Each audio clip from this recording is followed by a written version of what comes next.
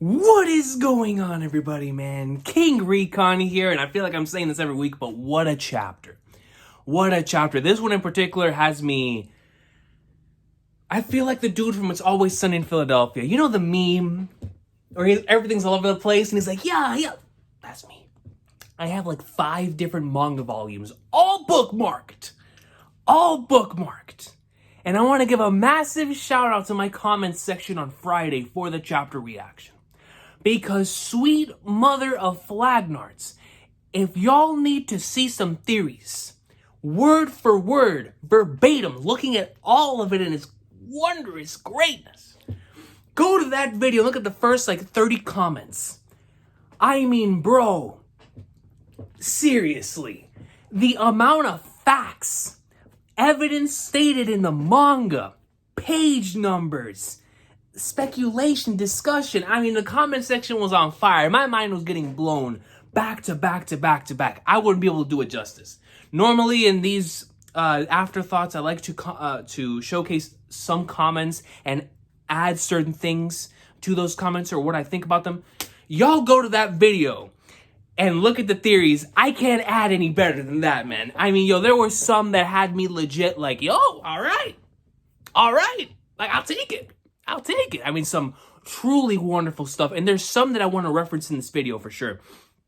But if you want to get the full picture of how the community here on this channel was feeling, man, oh man. In the comment section on Friday's video, dude, it's crazy. And then I also want to give a shout out to 3 Skull Theories on Twitter, @typicalJant, has great analysis threads over on his Twitter page. But he also blew my mind with a lot of certain aspects of his thread and some of the stuff that he was sending me. I was like, man, dude, like these possibilities are crazy. And so, for sure, man, I mean, there's just so much to think about in this chapter. But in this video in particular, I want to... There's 3 things that I want to highlight and focus on in this Afterthoughts. Because if not, it's going to go on for 5 hours, which I wouldn't mind, but there's 3 things that I want to focus on. I want to focus on Sanji and Queen and the potential revelations of what could take place and reveals that could take place in the other Toby Ripple battles. I want to talk about Shanks, which is why I have like 5 manga volumes open. And I want to talk about Luffy, Kaido, and Joy Boy. Because I feel like those 3, I can add a little bit to the discussion here. There is some things that I just can't stop thinking about, so I have to get it off my chest. When it comes to those 3 things in particular, right? Because there was so many other awesome things like Who's Who, being a former member of CP9, and just amazing stuff. Jinbei, I mean, come on, bro. The Jinbei greatness was in full force. Boss Jinbei going in, that's my Knight of the Sea. But for this stuff in particular, man, for those 3 topics, I want to start off with Sanji and Queen, because I'm sure I'm probably going to be on Shanks for a little bit, just considering how many... that's the thing that just has... It's always Shanks, bro. It's always Shanks.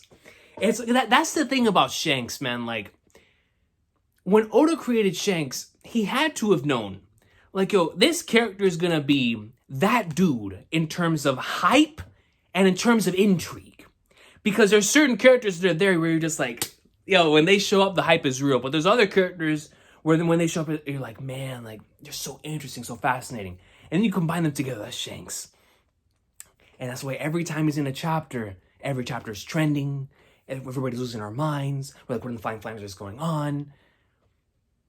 See, this is what I'm talking about. But see, I want to talk about Sanji and Queen. I started talking about Shanks. I'll get to Shanks in a second. People, Sanji and Queen. In this week's chapter, we figured out, and Queen revealed to us, first and foremost, that he is a part of that Cyber Dino squad. And we saw it back in Udon, where he was able to, and in Onigashima as well, where he was doing certain things. We're like, did he modify his own body? And with his whole Queen the Plague thing and what have you, you kind of could gauge that he was doing all of this himself and creating all these things himself. But to know that he was in the same caliber or up there and potentially with the way that he talks about Judge and Judge's son and having all this knowledge, who knows, man? He real deal could have been in that mad squad, which I saw a comment that said like mad scientists. I love that. The mad squad with Vegapunk, of course, Judge, an individual like Dr. Hogback, the scientists we've seen so far in the story that have had some sort of relevance to the main plot, right? And so, but when it comes to specifically, even outside of listen, man, this man, Queen, if you really look at it, at this point in time, with the combination of Power Rangers with the Vince Smokes, and now Queen transforming, straight up, Transformer style, it real deal is Power Rangers Dino Thunder and Transformers. Straight up Transformers. Dinos in disguise. You know what, bro? Legit, the fusion between both of them is Queen. And that's kind of cool. Like, not is it kind of cool, it is super dope. And his hybrid form just looks incredible as well. And I think the potential for the battle between the two, between Sanji and Queen, right, has the potential to be a really awesome battle for Sanji when it comes to having to overcome somebody that knows everything about this suit. Sanji bringing this raid suit here originally was huge because nobody knew about it. Page One was like, what in the flying thunder is going on? Initially, whenever he came into rescue, he was like, yo, Momonosuke's flying in the air. But now Queen's gonna know that he not only is he the son of Judge, but not that he has his raid suit. So he's not going to be able to just raid suit his way out of this thing, because I'm sure Queen had to have been involved, and at the very least, if not the original planning behind the raid suits, but he knew of them. And as a scientist, he probably knows how to counter them and what sort of things he needs to do in order to ensure that they're not at their highest capability. So this is going to turn into a great battle for Sanji, because Sanji's going to have to overcome not having to rely on the raid suit, but also having to use the raid suit because he knows he's going to need it in order to take out somebody like Queen. Now, y'all know I was hyping up Sanji at last chapter, or on Friday, for the fact that this man forced Queen into hybrid form with 2 attacks. 2, baby! He knows the greatness of Mr. Prince. He went into hybrid form and he was like, nah, man, I gotta do this before he goes into his stuff, you know what I mean? But Sanji in the Burgundy and Black, his attributes are up 99%. When he puts on that raid suit, I can't wait to see what Oda's gonna do, because real deal now, with this revelation, has the potential to be the best Sanji battle. And there's been a lot of awesome Sanji battles. But in terms of having to overcome the opponent who knows your abilities now, who knows at the very least you're ace in the hole. He probably doesn't know everything else about you, but he doesn't know about your ace in the hole. And here's where I think Sanji in particular, that he would have been the only one to truly succeed in this type of situation out of all of the individuals that have raid suits. Because I feel like Yonji and Reiju and Ichiji and Niji, they probably rely on the raid suit too much. Sanji does not rely on the raid suit, but I feel like he's going to want to utilize it because he knows how strong it is against Queen. And so this is going to force him to use his quote-unquote failure self, because we know that was a massive thing back in Whole Cake Island. I'm still a big part of his thing as well, and a part of his character. Something I really love about his character, having to overcome the fact that he always believes that he's a failure in all these different aspects in life. And so he's going to have to dig into the quote-unquote failure part of him in order to overcome Queen, his human side, the side that failed, in order to overcome Queen. I think that is an incredible, that has incredible potential to be an S+ tier Sanji fight within this, because we're going to get awesome Sanji moments, really cool battle sequences between a cyber dino and Sanji's going up in like summer, because Sanji fights are always cool because it's martial arts, right? So it has the potential to be extremely raw, a mental battle, and also an emotional battle too. And so with that being said, with the potential for this fight and how awesome it could possibly be, think about the potential for the other battles. Because now I think we're going to get a reveal in every single one, because we know in the Kaido fight, the reveal is coming. Something huge is incoming. Of course, in the Yamato side, we're going to get a reveal. But within the Luffy side, it's building up to whatever this current thing about the Gomu Gomu no Mi, the potential of Joy Boy, all of that. Regardless of whether the reveal is God Valley was originally Onigashima, whatever the reveal is, we're getting that in the Kaido fight. In the King fight, when King fights Zoro, which is what I think we're going towards, I'm pretty sure we're going to get the reveal of what King's race is, and what is this race that almost went extinct, and stuff like that. And in the Sasaki battle, I would not be surprised if we get that connection back to Water 7. You know, so if just in case he is the connected individual to Chimney and Kokoro and stuff like that back from Water 7. So and then with Black Maria, who knows what that's gonna end up being. Black Maria is a spooky character, so we don't know. And then of course with X-Drake, we already know his reveal already took place with what was happening in the fact that he was in double agent out here as Captain of Sword, and then we already got the reveals, or the beginning of the reveals, in the Who's Who and Jinbei fight. So I feel like in each of the Tobirobba battles, we're going to get these big reveals. Some big for Onigashima, some big for large-scale plot, like we just got in Who's Who versus Jinbei. So within all these battles, we're going to continue to not only get extremely awesome action, but crazy revelations coming out of Tobirobba. So it's like, man, my hype levels for these battles are even higher than they originally were. Because originally I was like, man, we're going to get some really cool Straw Hat character moments, some moments of showcasing what they can truly do post time skip, and them going tooth and nail to the very end to finally take out this person that's potentially stronger than they are, and how it is that they're going to do that, and how it is that they're going to go about it. But beyond that, now we have also the revelations and the reveals from these individuals to look forward to as well. Because so far we've gotten some crazy ones, and it feels like with the way that Oda is, we're just going to continue to get crazy reveals within these cerebral battles. And so that's going to be really, really exciting. But yeah, just to wrap up the Sanji and Queen stuff, the potential of Queen having this knowledge and nullifying the stealth black and the raid suit, and forcing Sanji to win in Sanji's way, in the way that only he can, which is a huge theme so far. It would be perfect. It would legit be perfect for Sanji within this arc, man. And I'm definitely looking forward to seeing what's going to take place with Zoro and Chopper as well. That was a great callback to, I believe it was chapter 814 that was talked about in the comment section. That back whenever they were on top of, or whenever they were in Zo, and Zoro was like, man, the Minks sure do recover fast. And so with that panel that took place back then, to see that in fruition now, it's like, holy flagnards, man. And then, of course, this the father-son relationship between Chopper and Zoro will always be awesome. But let's talk about Shanks, man. Oh, man. Dude. Every chapter, every reveal, every time he either shows up or gets mentioned, it's always more fascinating. Shanks, to me, I always call him my favorite part-timer in manga. Because when he shows up, when he's mentioned, it is just, the hype is so real, it's so insane. And the way this man has executed his character throughout the entire story is genius. And the fact that we barely get to see him, but all of us are always talking about him. It's truly, it's something, it's not human.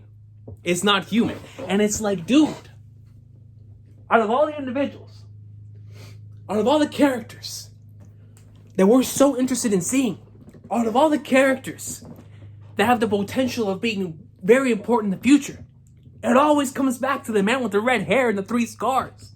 It always comes back to the original goat with the coat. It always comes back to chapter 1. And this was the biggest chapter 1 callback that we've ever gotten in this series. Are you kidding me? Let's pull up the volume. Let's pull up the volume. All right? Yo, so when Luffy originally eats the fruit, right? Shanks is like, holy flat, because Lucky Roo, and of course it was revealed in the paper card that Roo was the one that took the fruit, right? So then, now we have to think about this.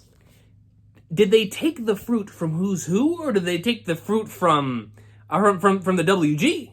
You feel me? So I'm going to, I mean, of course they took it from Who's Who, because Who's Who was the one that was on the ship. But like, were they intentionally trying to take it from this man, or did they just cross his path? So it's like, I don't know, man. But regardless, an enemy ship. The Gomu Gomu no Mi that we took from an enemy ship. And so, you know, a drawing right here. And this is the reason why it makes me believe that they were intentionally looking for this fruit. Because Lucky Roo is holding a picture. And that kind of reminds me, see, now we start seeing parallels between Shanks and Blackbeard. I was wondering, I was like, what are we going to see? Because of course, we've seen multiple parallels between Luffy and Blackbeard, which automatically shows us, like, yeah, man, they're definitely gonna do battle. But besides Blackbeard and Shanks having met in the past and one being a part of Blackbeard and Roger's crew, which automatically makes them rivals, there's something deeper that goes on there, right? So, without having any context on what's the actual, the true beef between the two, the parallels here between the possibilities of Blackbeard having been on this mission to go find the Yami Yami no Mi, and Shanks having been on a potential mission himself. I don't know if it was while he was with Roger or after he was with Roger, trying to go find the Gomu Gomu no Mi for whatever reason it is. They were still both trying to go out and find a fruit. And so, if they real deal were out here intentionally trying to find that fruit, and then instead of him eating it, Luffy ate it, whereas in Blackbeard's case, he was the one to eat it, and now we're gonna see the the quote-unquote consequences and things to come in the future because of that. But regardless, Shanks is like, yo, that was the Gum Gum fruit, one of the secret treasures of the sea. And then, of course, back in the day, the fruits were so rare, especially in the East Blue, that anybody who had one was automatically seen as special, right? And then it brings the question: is the Gomu Gomu no Mi special because it's a fruit, or is the Gomu Gomu no Mi special because of the person? But we'll get to that in the Luffy section when we talk about the what makes it special. If you eat it, your entire body becomes like rubber, and you'll never be able to swim for the rest of your life, and then all that stuff, right? And then let's go down into the final part right here, where he bets it on the next generation. There is a lot. We've talked about this part of the thing because it's such a perfect representation of the entire series, right? About Luffy, or about Shanks giving the hat to Luffy, and about him carrying the new dawn, the new generation, always betting it on the next generation so that they can do what you can't do, whatever. So goes in, Shanks bets his arm on the next generation. He hears that Luffy says exactly what Roger said: do me a favor, keep this hat safe for me, the iconic moment. Promise me that you'll get back to me when you become a great pirate. Absolute legendary. But here's the thing, man. So when it comes to him betting it all on Luffy and whatnot, and the possibilities of entrusting a will that might have been passed to him, and he passes it on to Luffy. For me, I still strongly believe that he did this not because Luffy ate the Gomu Gomu no Mi, but because of Luffy's character. I still strongly do believe that. However, if it doubled down the fact that it was time to pass on his will to another individual because they ate the Gomu Gomu no Mi, on top of having the same thing that Roger stated, the same motivation, the same level of excitement to go out to sea that his captain did. And he was like, yo, he can do it. He can do it. So not only does he believe in Luffy, but he also believes in him because he knows he can maximize the potential of the Gomu Gomu no Mi. I can stand by that. I can 100% stand by that. Because if Shanks truly, I'm still on the side of Shanks being a good dude with very, very, very strange intentions, all right, and some ulterior motives that could be very, very fascinating. You know what I mean? So we'll see where that takes us. But he's just a very interesting character because of that, because of the mystery and the intrigue. But I still do believe that he gave him the hat and entrusted the will to him because of his character and who he is and the potential of him. Not the potential of the fruit, not because of the fruit being something incredibly amazing, which it is, but I truly believe that if it wouldn't have been Luffy, he wouldn't have given it to him. It was because it was Luffy. He was like, yo, you can actually do this. You can become the king of the pirates. You can potentially surpass us. I'll give it to you. I'll give you the hat. Give it back to me when you become a great pirate. I believe in you. And so he sacrificed it all in the next generation. Now, here's the thing. Let's move on to the next one. This one was shown to me by, I missed the old Kanye in the comment section. where the Gorosei are talking in chapter 233, right before Doflamingo and Kuma are introduced into the story. And so we see them state Shanks could do a lot of damage, but I don't think his ambitions include world conquest. This is a very interesting line. And that's followed by, actually, before I get into this one, let me go into the end of Marineford, where it was clear as day, the amount of respect and or, whatever it is that was implied in chapter 907 was at full power here, man. Whatever it is that Shanks has, regardless of whether it's his clout, his strength, the information that he may possess, or the knowledge he may possess, who he actually is, whatever it is that causes the world government to be like, yo, him, that's that dude. All right, whether it is Shanks just being that dude, or a combination of Shanks being that dude with some crazy info, regardless of what it is. Where Sengoku's like, yo, that's cool. We're ending the war. This war they tried so hard to do. I mean, granted, they accomplished their mission. They killed off Ace and then they got Whitebeard too. But still, at the very end of it, Sengoku said, yo, we're ending this. And it was because of Shanks. So, obviously, the Gorosei, the world government, these individuals have a certain amount of respect that goes way beyond it just being respect here, man, for Shanks. So, and then we got into the final part with, of course, the Gorosei and what it is here. Now, this is something that has been discussed to high flagnards, who this could be and whatnot. I mean, we only arranged this time on your request. It's like, yo, we would only do this for you, bro. There's a pirate that I need to talk about. I need to talk to you about a certain pirate. And now, the thing about that page that makes it so genius is that no matter how you look at it, when Shanks makes his move, we're going to be like, that's what he was talking about. If he was talking about Blackbeard, when they face off, we're going to be like, that's what he was talking about. If he was talking about Luffy, especially after what's currently being stated, then we'll be like, sweet mother Flagnars, that's what he was talking about. If he was talking about Kaido or Rocks or whoever it was, we're going to be like, man, that's what he was talking about.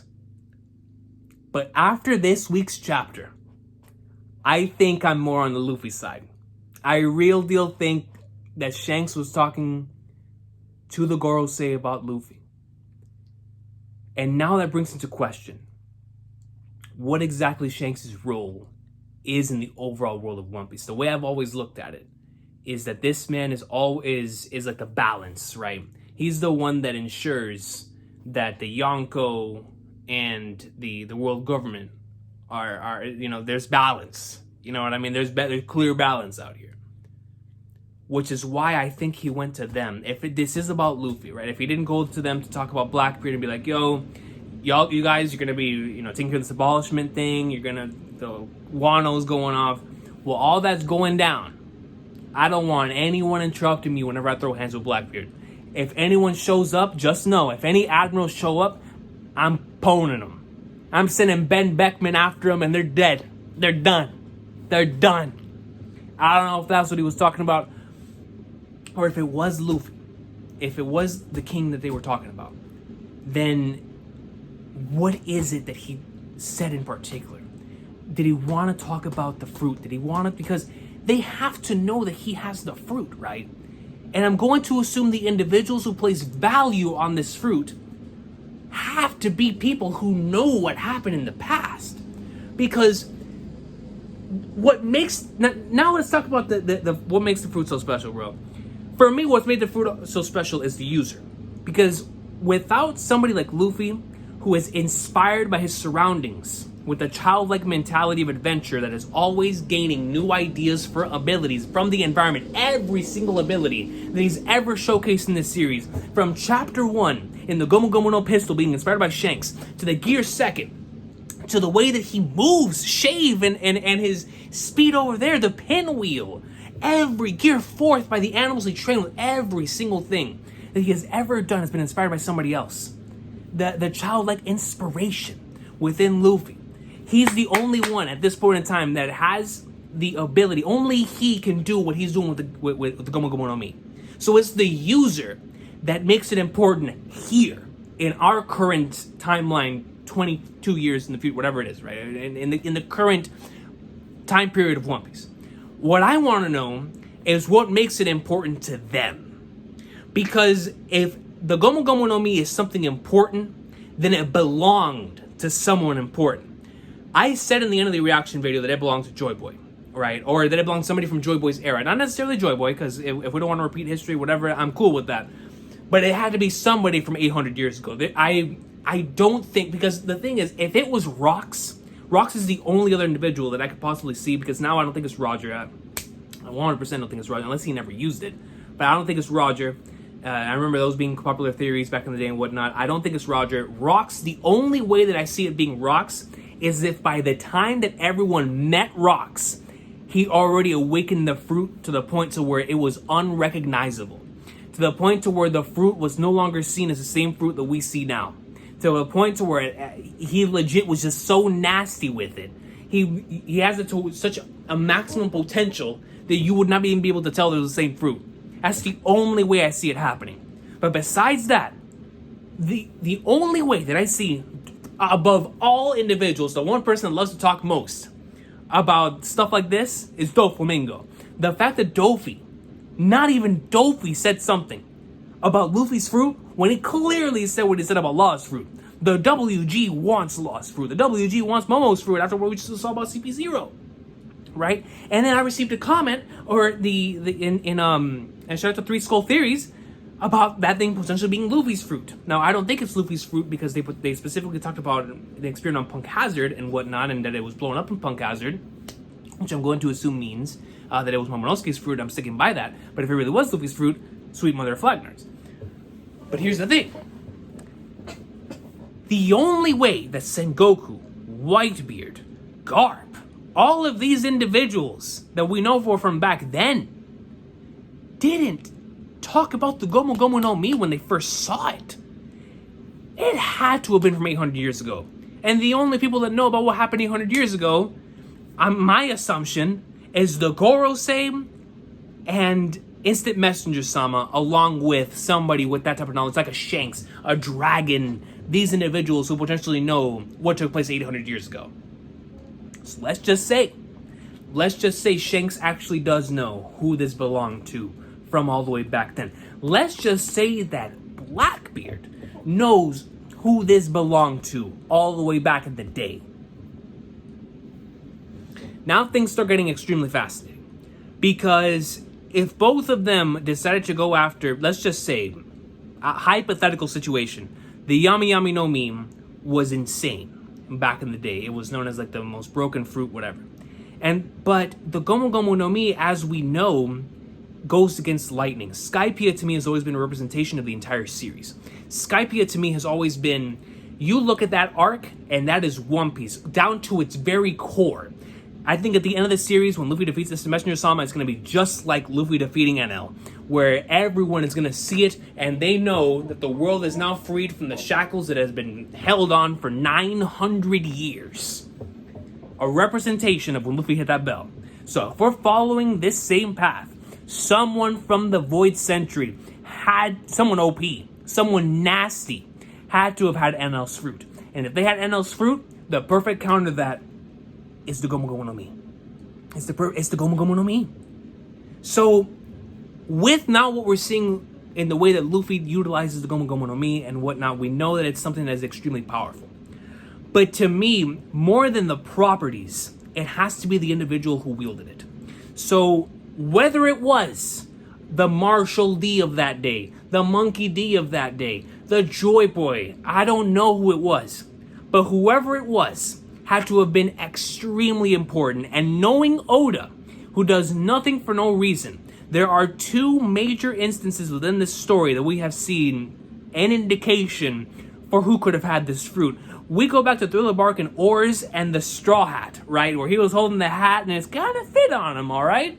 So if a giant had it back in the day, we know how Luffy goes into Gear 3rd, maybe Gear 3rd was the form. Gear 3rd was just that form. An individual, if it was a land ruled by giant people, a land ruled by Elbath, which turned a land ruled by giants, A land ruled by these individuals who are huge, and of course we know the importance of that to the overall skill of the story. So somebody who could go from tiny to huge, massively important, especially if you're in a time period where they have no idea what these things are. You know what I mean? So to them, this is like, holy flagnars, this is very, very, very big. And then, of course, instant messenger Sama in chapter 906 with a giant straw hat. Oda always has the connection for everything. So if Luffy using his Gomu Gomu no Mi and Oars having his thing was all telling us all the way back then, like Sweet Mother of Flagnard, somebody that huge once had the Gomu Gomu no Mi back in the day. I know there's speculation that Joy Boy was a giant back in the day, which is why that straw hat is so huge. I don't know. I don't know what to tell you. But what I can tell you is that there is evidence within the story that is telling us that something major is in. We're about to get a revelation that's going to destroy us. It is good. My ankle's already broken. It's going to destroy him forever. You feel me? I mean, I'm going to have to be doing videos, not even be able to get on my chair anymore. That's how crazy the incoming revelations are about to be. And it's just, but for me, right, it had to have been somebody from the Void Century. There's just no way it wasn't. Because somebody would have said something by now. And the only way I would be able to see that someone from our current era, from Roger's era, from this era, had it, is if it was unrecognizable once it was awakened. That's the only way. That is the only way, right? So, Shanks, man, you know something? He continues to be more and more interesting as the series goes on. I just want to know why. I want to know why it is he specifically chose the Gomu Gomu no Mi. Did he choose it because of the person who once had it? Or did he choose it because he saw something within the fruit itself that could do something major, right? Something important. That's what I want to know about the fruit, bro. I want to know why it is that Shanks chose it. Was it by coincidence? But it couldn't have been because look who had the picture. They were out looking for it, bro. He had to have been looking for it. They had a bounty on that Devil Fruit's head. I don't know, man. But what I do know is that whatever takes place now and all the incoming information now, the more information that we're about to start receiving, because now, if Shanks truly did go after the Gomu Gomu no Mi and wait to see how Luffy could utilize it, and of course because of what he saw in him, will he tell him something major and important whenever they meet up again? If they ever meet up again, because we still have no idea if they're ever going to be able to meet up, because Shanks could be on his way to Blackbeard right now, and that could end up killing him. So, but let's just say they do end up meeting up. Does Shanks tell him about certain things, about certain ways to unlock the Gomu Gomu no Mi that he might have learned, or that he saw in the legends, or the legends of the Gomu Gomu no Mi? Like, I don't know. I don't know. And it's fascinating. It's fascinating because it just adds another layer to the mystery of Shanks and what exactly his role within the verse is. And man, when we find out all about Shanks' layers, because he truly is such a fascinating character, man. Just the things that he's done within the story, the way that he moves, the way that he carries himself, but just the way that everybody respects him. It's like, he's just that dude, but he's a dude with a purpose. He's a dude with something major. His purpose may not be world conquest, but his purpose is definitely something to reveal something huge. I mean, or to keep it, I don't know, balance, whatever it is. I can't wait. I have no answers for Shanks, man. No answers. It's crazy. Let me get some water right quick, and then we're going to talk about Luffy, Kaido, and Joy Boy, man. Because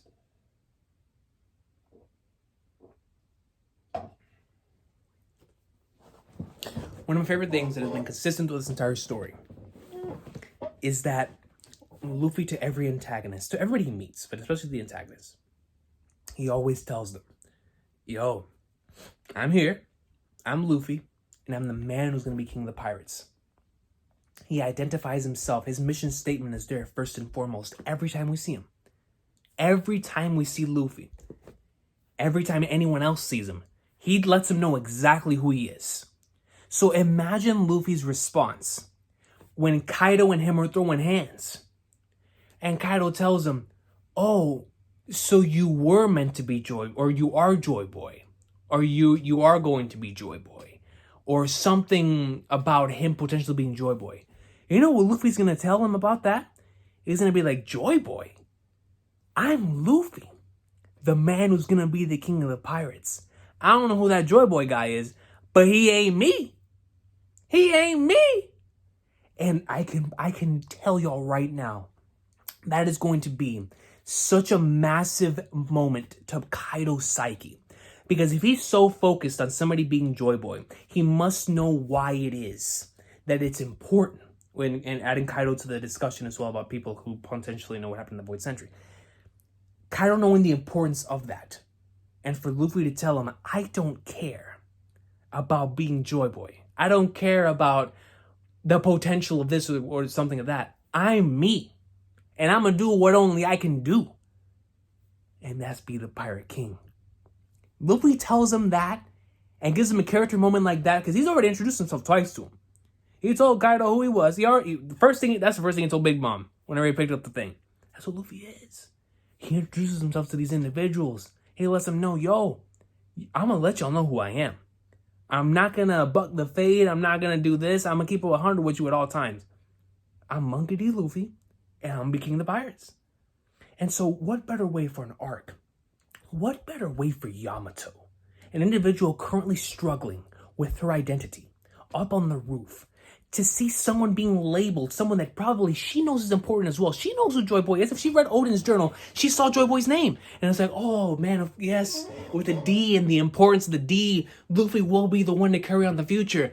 And then Luffy in front of both of them is like, Joy Boy, what? I'm Luffy. I don't care about that, dog. I'm here because I want to save my friends, not for some future purpose. I'm here because I want to free this country that's keeping Tama in shackles.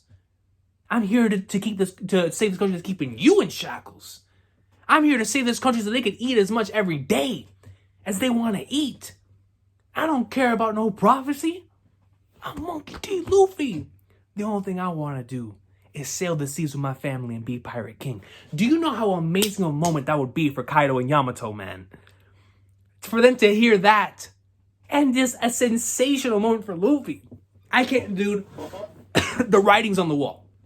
The writing is on the wall for that to happen and for it to be one of the greatest moments in all of Onigashima when Luffy does that. Because you already know Kaido's going to be like, yo, so you're taking that title for granted? And Luffy's going to be like, title?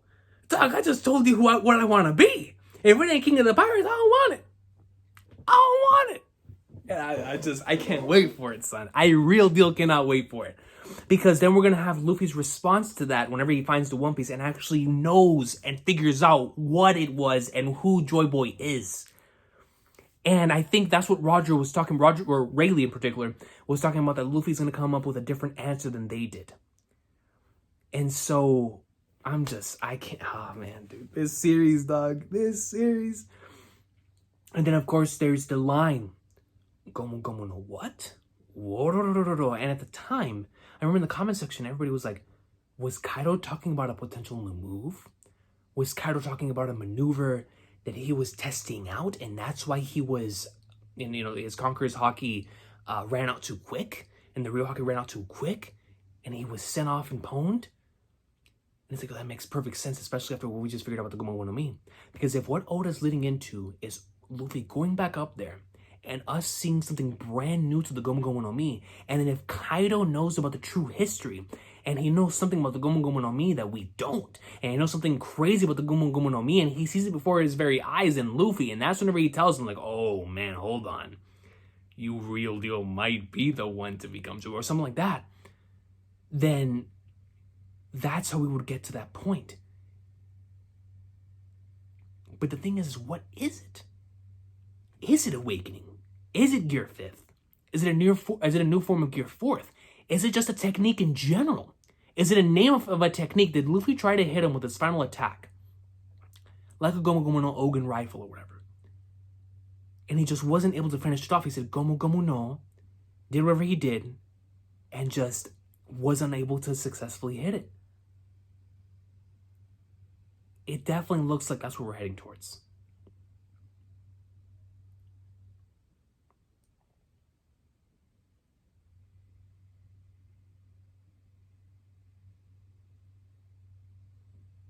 Man.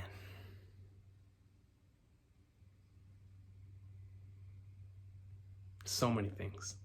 So many things. This chapter has the brain just moving. Moving.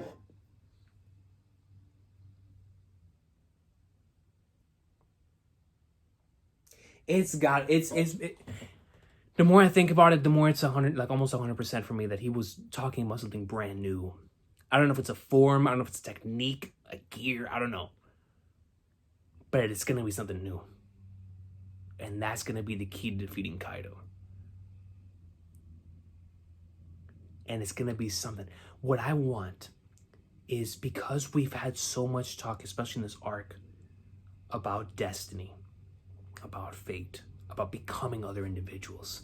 Somebody becoming Joy Boy, becoming Odin, becoming this, becoming that. I would love for Luffy, with his fruit, to discover something unbefore seen. To do something that only he could have done. It was like, yo, you could have seen this, you could have seen that. You for sure ain't seeing this. And I think that's just a major plot point of this arc. Zoro, if it wasn't him, nobody else is utilizing Enma in the way that he is. Why? Because it relies on the wielder, relies on the energy of the user, relies on the person behind it. It's not the sword, baby, it's the person behind it. Same thing with Sanji. Now if his abilities get nullified, it's the person behind it. The thing that only they can do. And we're most certainly about to see that with Luffy and Kaido up there. He's the only one that can do it. He's gonna do it in his own way. I'm excited. I truly, like, with every chapter that passes, with every reveal, with every cliffhanger, it just, everything gets more and more interesting and more exciting. Like, who would have imagined this coming out? This reveal coming out in the middle of Jinbei and Who's battle. And then there's the potential of Rob Lucci back in chapter 421, having talked about Who's Who. I think, personally, he was talking about Spandam as still in that situation, just based on what's happening in the arc. But if he was talking about Who's Who as well, then, bruh, I mean, with Oda's brain, I can't throw, bro, after what I just saw, bro, how could you doubt such a thing? You feel me? So it's nuts. It's nuts, man. This series is firing on all cylinders right now. And I cannot wait to see what he brings off next. And the craziest thing is, we just got this reveal. Who knows if we even get back to this next chapter? We're probably going to go to something else. Just leave us hanging. I want to know, man.